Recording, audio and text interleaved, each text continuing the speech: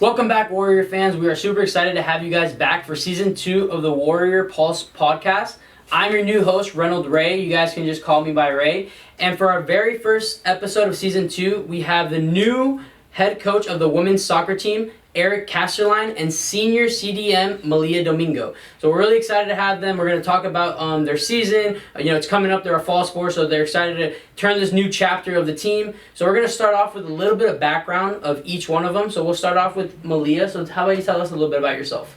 I came from a small town called Yulee. I've been playing soccer for about 12 years now. I am a criminal justice major, and I want to be in law enforcement after school. Cool. Now, some of our, audience don't know where Yulee is. We're a little close. Right. So maybe, give a little bit of proximity so they have an idea maybe where in Florida that is. Okay, so Yulee is north of Jacksonville, almost Florida-Georgia line. I'm 3 exits away from Georgia. All right, awesome. Thank you. All right, so Coach Eric, how about a little bit about yourself? Yeah, so played in college. The game was pretty much everything I ever did. When I got done playing, I knew immediately that I wanted to go into coaching. So I was very fortunate to start my coaching career at High Point University, Division I men's program up in North Carolina. Had really great staff there. I learned a ton. Came down here as the assistant in 2019. Also learned a lot while I was here. Obviously made some very good relationships with a lot of the players and staff here. I was up last year in St. Mary, University of Minnesota. Corbin Bowers was my boss up there, who was excellent. Really learned a lot being involved in that program as well. And then obviously now I'm back here as the head coach. That's awesome. So like you said, you started after you graduated. You started at High Point, but I feel like you left something out. I looked at your bio. You had a little bit of a pro stint, playing wise. So how about you tell our audience a little bit about you playing professional? Brief one. I was fortunate enough to go to Sweden and play a little bit there. Played NPSL up in Pennsylvania as well. So I was fortunate enough to also go to the MLS NPSL Combine out in LA while I was with them. So a lot of good experiences through the game. Really good coaches along the way, which kind of shaped obviously kind of what I'm doing now. Yeah, for sure. That's awesome. And for our audience, if you guys don't know what the NPSL is, it's pretty much just a different another league besides the MLS. Orlando City and Miami United, those teams are in the MLS now. Actually made their way from that league. So he was in a really good league, and like you said, he was in that combine with the MLS. So he knows what he's doing. So. Malia, I wanted to talk to you. Like you said, you're from Yulee, so how did you end up coming down to Weber? Like, how did you get here? What's the story behind that? Right. Obviously, I had never heard about Weber before, coming from Jacksonville. It's a small school and everything, but the head coach at the time in 2019, he knew me personally as a player. He had a relationship with my current club coach and high school coach, and he had been to a few of my games when I was a freshman. So I knew him from way back when.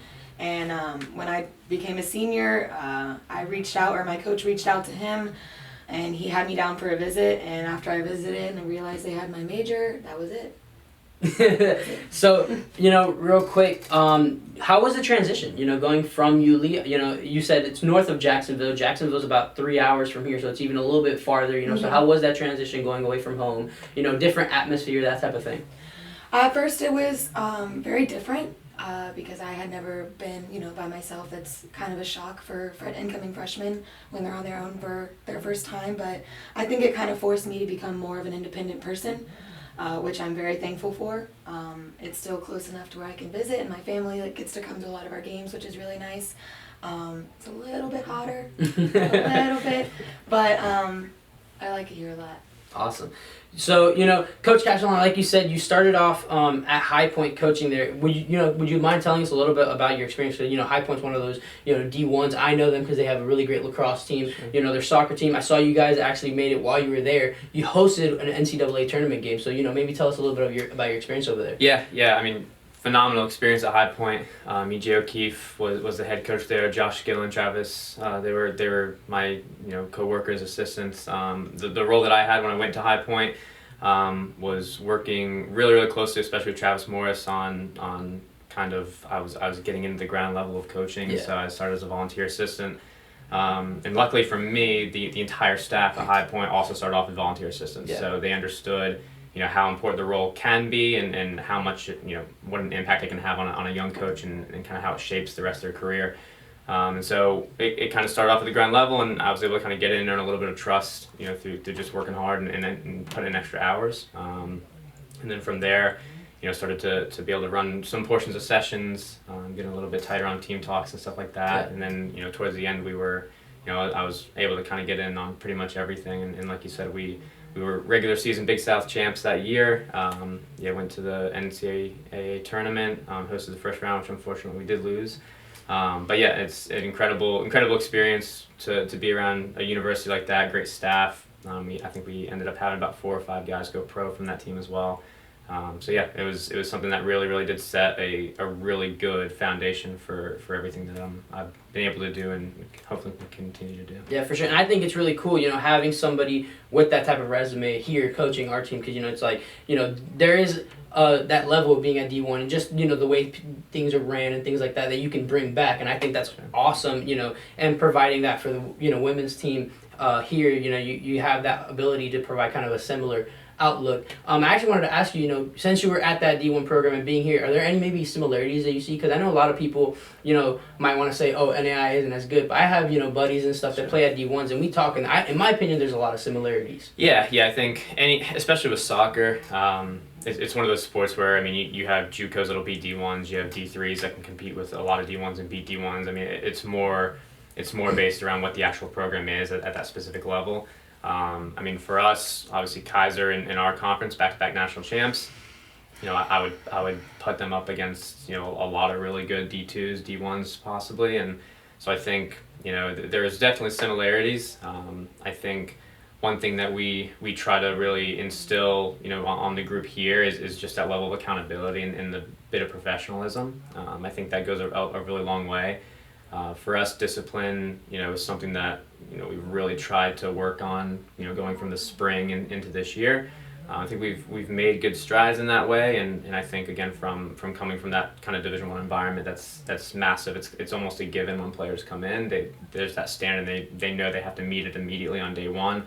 Where here it's a little bit, sometimes they're not used to it coming from club or high school, and so we have to kind of instill that as we go through preseason and their first year or two here. That's awesome. And you guys are coming, like I said, new chapter, changing the coaching staff almost completely. So Malia, I wanted to ask you guys, what have you, and you're one of the older girls on the team, you're a senior. What have you and some of the returners that are coming in, and even some of the new girls that have come in, what are some of the immediate changes? I know you guys are only a couple weeks into fall training camp, but what are just some immediate changes that you've seen from this transition? Like you said, with the discipline, that is extremely noticeable. I think, and accountability as well. I think in the past we were okay with not working harder, but we didn't like to lose. You can't not like to lose and not want to work. And I think that he's instilled just an expectation of where all the girls should be at, and we know when we're not hitting that. When we're out there on the field, it's not, it used to be 20 minutes into practice is when we really woke up.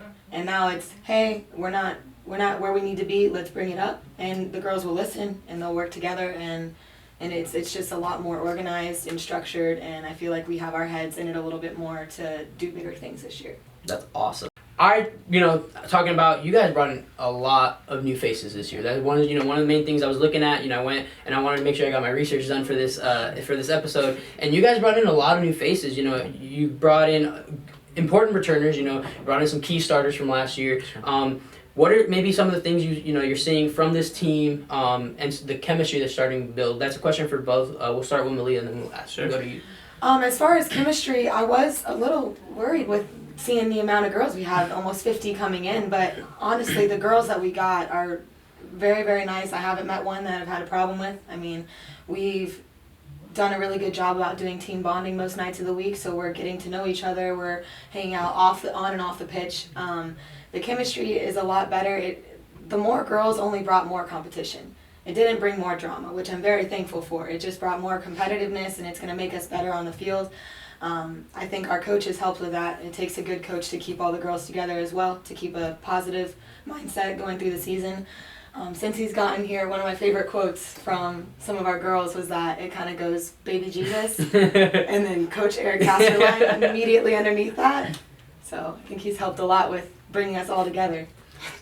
she talked about team bonding, and so is that something that you've really wanted to make sure that you put an emphasis on this year to help build that chemistry with all these new girls coming back, coming in? It's massive. I think for us, we can, as a staff and as a group, we can have all the fancy X's and O's that we want and new training methodology and all those things. But I told them from day one, if you guys don't love each other, you don't care about each other, then none of this matters. We can spend hours in the classroom going over video. We can spend hours on the pitch going over different exercises and drills and everything. But if there's not that genuine love and care for each other and that willingness to work for each other, then it's going to go out the window. And it's going to be time wasted. So we wanted to make sure right off the bat we got on the right foot with that. I think for a lot of people, it's sometimes when there's new players coming in, it's competition and it's almost like a suspicion of that person right away. And so we wanted to kind of break that and just like, okay, no, this person is just like me, right? They have the same anxieties and the same worries or whatever, coming far from home, coming into a new environment. And so when you kind of break down that barrier and it's two people here now. And then I think that massively helps with that team bonding and yeah, it's huge for us. I think as a group, our strength is going to be, what are we willing to sacrifice for each other? What are we willing to do for each other? That's awesome. Being here, I'm also a senior this year, and that is something definitely, being close friends with Malia, that I think is so far been, even one of the things I've noticed, you guys are starting to maybe even become a family, Sure. Talking to her. So I think that's huge just in terms of college athletics, and, you spend more time with each other than you do. Yeah. I see she's been busy, man. She's been, You gotta keep them busy. Yeah. Keep them out of trouble. Yeah, for sure. So I think that's awesome. And so I wanted to ask you, what are maybe, you take over this program this year, you came back, like you said, you used to be an assistant here a couple years ago. What are some of the goals going into this year that you want to try to hit, Yeah, so I think when we talk about goals, and we've kind of discussed this as a group as well, we don't necessarily want to focus on extrinsic goals, winning this amount of games, winning, a conference championship, winning this. Those are all good things to aspire to. I think those are important. But for us, we have 4 core values. We have selfless, relentless, responsible, and family. And so for us, kind of how I wanted to picture this for them is, okay, what does success actually look like for us? And for me and for our group, success is trying to live up to those core values to the absolute best of our abilities every day, whether that's in the classroom, whether it's in practice, whether it's just interacting with each other, whether it's interacting with people on campus. That is what looks like success for us. And so we believe as a staff, as a team, that if we do live up to those core values to the best of our abilities, then results will come. In this game, there's things that don't roll your way in games. There's results that don't. You can have 90% of possession and be down in a game and lose 2-3-0. Right? That's just the way the game is. So for us, it's okay. What does that success look like? And I think for us too, we have a really big emphasis on the holistic approach to these kids, to our young women specifically. And I think what we want from them and what looks like success really in the long term is, okay, what are you doing after you graduate here? Are you being able to go into the job that you want? Are you being a better daughter, a better partner, a better wife, a better cousin, sister, whatever it might be? Those things to us are longer lasting than, okay, did we win this game? Did we lose this game? We're all competitive and we want to win games, and we're gonna do our best to get good results. And I think we are gonna have a competitive team. But again, the other stuff that we talked about, with our core values and how we are as people and how we kind of progress on after we leave Weber, those things are more important, and that would be success for us. That's awesome. That's great to hear. So, I want to end things off, a little bit of just a fun little sip bit. So, Malia, I'm going to start off with you. What's a hobby that maybe a lot of people don't know about you? What's something you like to do on your off time? I know you're busy with school and soccer, so what do you do for fun? Some people might know this because I do it on campus, but I sing a lot in my free time. I go to church and I'm a worship leader. So at FCA, it's a club here on campus, Fellowship of Christian Athletes. They have me as a worship leader, and it's good to meet the students, and they kind of can see me as somebody they can go to help them or anything like that. So singing is probably what I would say. That's awesome. What about you, Coach? Oh, yeah, that's a tough one. I don't do much else besides coach. I would say biggest thing for me is just spending time with friends and family. I try to surround myself with the people that are closest to me. So But I mean, as these ones know, I'm pretty much in the office for 12, 14 All hours a day. day. That's what I do. That's awesome. Well, I want to thank you both for joining us. For our fans back at home, you guys can catch their very first game of the season on August 27th. The live stream will be on the Weber Athletics page. They're going to be going up against LaGrange University. It is an away game, so just keep posted. You can catch their schedule on the website, and you can see when their first home game is. You guys both good luck this season. Thank you. Hopefully, Thank you. you guys get some wins and Absolutely. make it far this year. Thank you so much. Appreciate All right. having us. Go Warriors. Yes, sir.